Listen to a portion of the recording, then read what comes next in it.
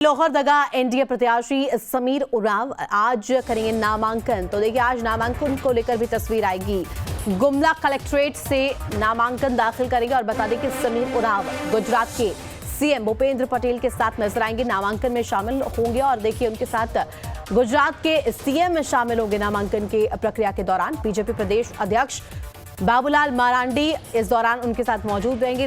नेता प्रतिपक्ष अमर बाउरी भी उनके साथ नजर आएंगे और साथ ही साथ इसके बाद जनसभा भी है जहां पर पहुंचेंगे। लोहरदगा एनडीए प्रत्याशी समीर उरांव आज नामांकन पर्चा दाखिल करेंगे। गुमला कलेक्ट्रेट में जाकर के नामांकन दाखिल करते हुए नजर आएंगे और इस दौरान दिग्गज चेहरे उनके साथ नजर आएंगे। भूपेंद्र पटेल गुजरात के सीएम नजर आएंगे, साथ ही साथ बीजेपी प्रदेश अध्यक्ष बाबूलाल मरांडी भी नजर आएंगे, साथ ही साथ नेता प्रतिपक्ष अमर बाउरी भी नामांकन के दौरान उनके साथ नजर आएंगे।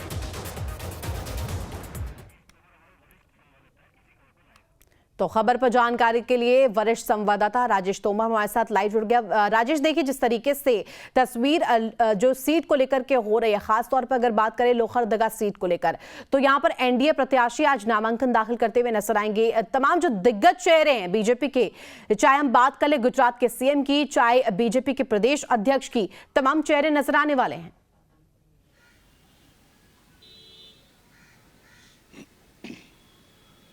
देखिए, लोहरदगा बहुत ही हाई प्रोफाइल सीट है और ये भाजपा का गढ़ माना जाता है। ऋतु, यहाँ पर पिछले 4 दफे अगर देखें आप तो सीधा सीधी भाजपा का वर्चस्व रहा है। और इस क्षेत्र से पहले, इनसे पहले सुदर्शन भगत चुनाव यहाँ से लड़ा करते थे और लगातार उन्होंने 3 बार वहाँ से जीत अर्जित की थी।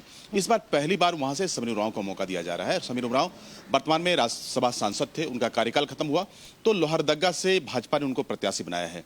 समीर उरांव बहुत ही स्थापित और आदिवासियों के कद्दावर नेता माने जाते हैं, बहुत ही मृदु स्वभाव के हैं और इस इलाके में इनकी अपनी पहचान है।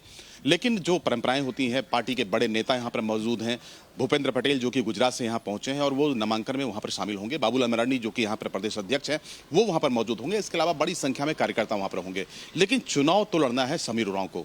जो वहाँ की भौगोलिक स्थितियाँ हैं और वहाँ पर जो विधानसभा कंस्टिट्यूशन जो खासतौर पर लोकसभा में आएगा, उसमें लोहरदगा की आप बात करें, गुमला के बिशनपुर की बात करें, मांडर की बात करें जो कि रांची से सटा हुआ इलाका है, तो जो जातीय समीकरण है यहाँ पर, ट्राइबल प्रमुखता से यहाँ पर बहुत सारी बड़ी उनकी वोट का प्रतिशत है। इसके अलावा जो क्रिश्चियन कम्युनिटी है उनका भी यहाँ पर एक बड़ा प्रतिशत है।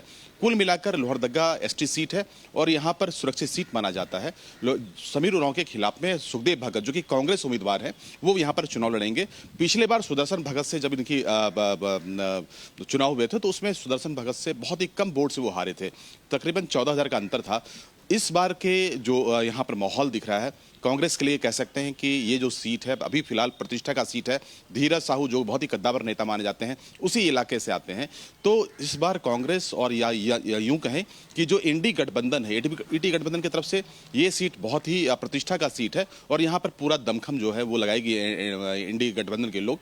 और एनडीए, चूंकि वो उनका एक गढ़ है और इस गढ़ को बचाना एनडीए के लिए सबसे बड़े यहाँ पर चुनौती होगी। कुल मिलाकर जो मुकाबला है बहुत ही रोचक और बहुत ही रोमांचक होगा यहाँ पर। ऋतु, समीर उरांव बहुत ही कद्दावर नेता माने जाते हैं, आदिवासी के स्थापित नेता हैं। वहीं सुखदेव भगत कांग्रेस से थे, कांग्रेस के अध्यक्ष भी रह चुके हैं। तो मुकाबला बहुत ही कांटे का होगा और बहुत ही रोमांचक होगा।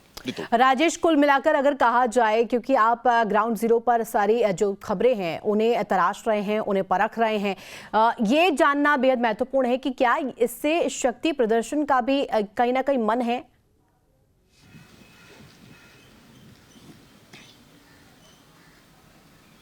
देखिए ऋतु, चूंकि बाबूलाल मरांडी पूर्व मुख्यमंत्री हैं, पहले मुख्यमंत्री रहे हैं, उनकी अपनी यहाँ पर एक प्रतिष्ठा है। भाजपा में वो दोबारा शामिल हुए, यहाँ पर फिलहाल में वो प्रदेश अध्यक्ष हैं।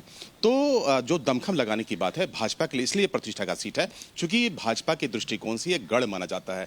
4 बार यहाँ पर भाजपा ने लगातार एक रो में यहाँ पर जीत अर्जित की है। तो जाहिर है कि भाजपा किसी भी कीमत पर इस सीट को खोना नहीं चाहेगी।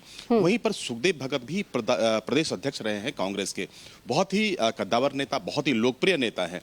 तो समीर उरांव का अगर लोकसभा के दृष्टिकोण से देखें तो बहुत पुराना अनुभव नहीं है। लेकिन राज्यसभा से चूंकि वो नामित थे, उस इलाके में ये स्थापित है, इसमें कोई दो मत नहीं है। तो जो शक्ति प्रदर्शन होगा, जो भाजपा और एनडीए जो है, उस गठबंधन के जो तमाम नेता हैं, जो स्टार प्रचारक हैं, वो वहां पर पहुंचेंगे। ये इलाका चूंकि आपको पता ही है कि झारखंड खनिज के लिए जाना जाता है, बॉक्साइट भारी पैमाने पर यहाँ से उत्पादन होता है। फेवरेबल सर्कमस्टेंसेस तो आपने गिनवा दी राजेश, लेकिन वो क्या यहाँ पर कण है, वो कौन से फैक्टर्स है जो कि चुनौती के तौर पर एनडीए प्रत्याशी के लिए उभर रहे हैं?